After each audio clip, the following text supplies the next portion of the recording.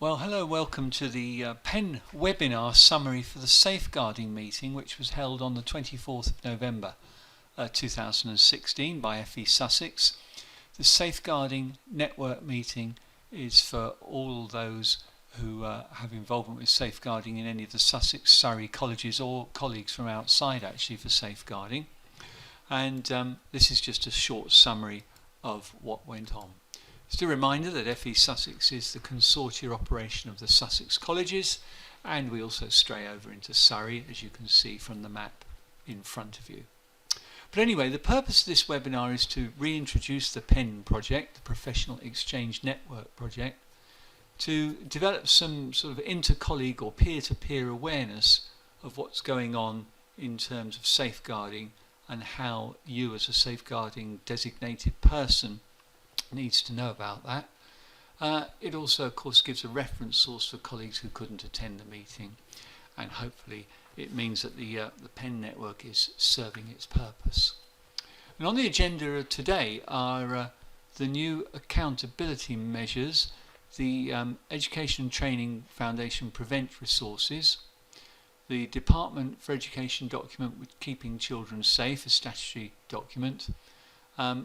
At the meeting, the police were in attendance with their new policing models. We had a brief input about domestic abuse policies from East Sussex County Council.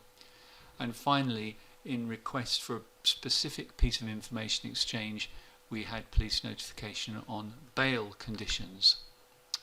Now, just to let you know and inform you that coming our way in colleges soon is the introduction of the new 16 to 19 accountability measures, and these stray across further education and schools, so we'll all be measured on the same scale.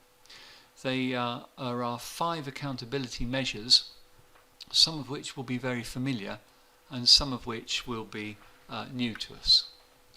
If you look on the screen there, you can see the 5 accountability measures.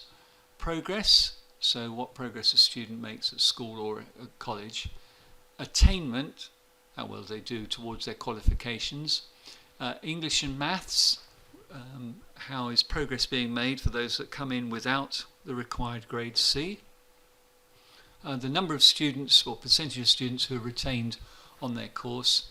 And finally a new one, which is destinations. So what do students do when they leave college? Do they go to further study, higher study? Do they go to related employment? And how long is that, or is that related employment sustained?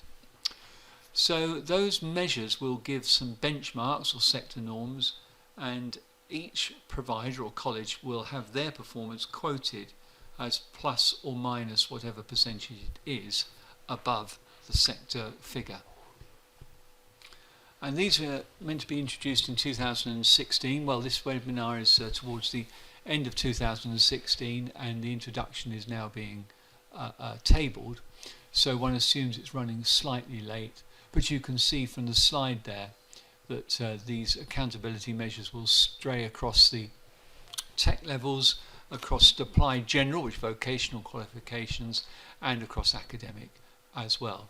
It does mean that for the first time each college or each institute will be measured on the same scale across post-16 education. Now, a little bit more focused on safeguarding. There was a document released in March 2015, Keeping Children Safe in Education. And that document, issued by the DFE, the Department for Education, was up for review, and indeed it was reviewed, and a revised version was issued early September, the 5th of September. Now, this is a statutory document which all of us working in post-16 education, working in education, needs to have read and to understand. There are some colleges, we found out in the network, who have a policy of issuing it to staff and making staff sign to say they have read it, and we have other colleges who hadn't instigated anything. So the first thing to come out of the network is that this document, which, and I've put a screenshot in there of where it's available on the, I actually got to it through Ofsted, but it's available on the .gov.net, is important.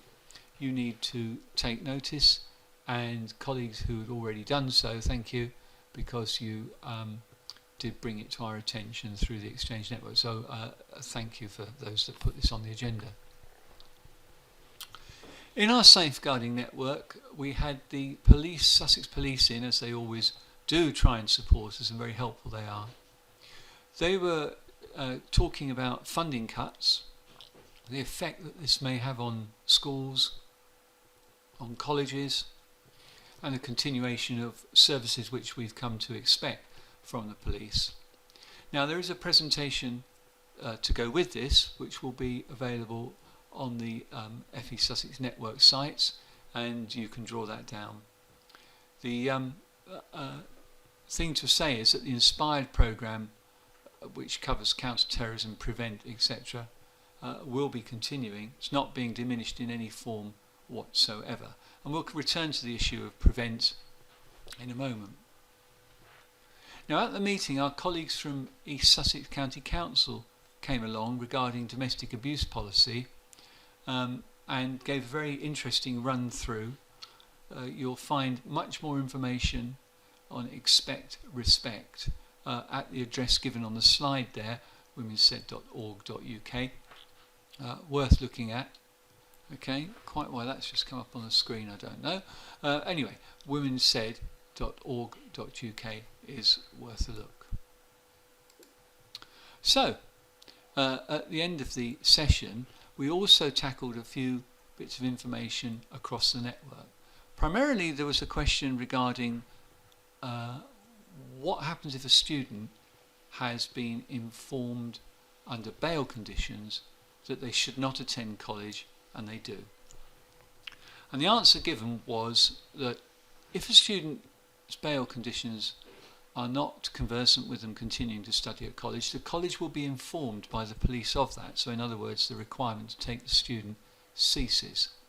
On the other hand, the student may be on bail for something, and don't forget bail is not proven, may be on bail for something which you may find as a teacher or as a college leader you feel you should take action on, but actually legally there is nothing you can do about it. So it is a fine dividing line, but the case was made absolutely clearly that we would be informed by the police if there was a reason for that student not to be in college, and they would advise to that effect. So that, I hope, was a good summary of the Safeguarding Network. As ever, if you want to know more, please do contact us at fesussex.org.uk. Thank you.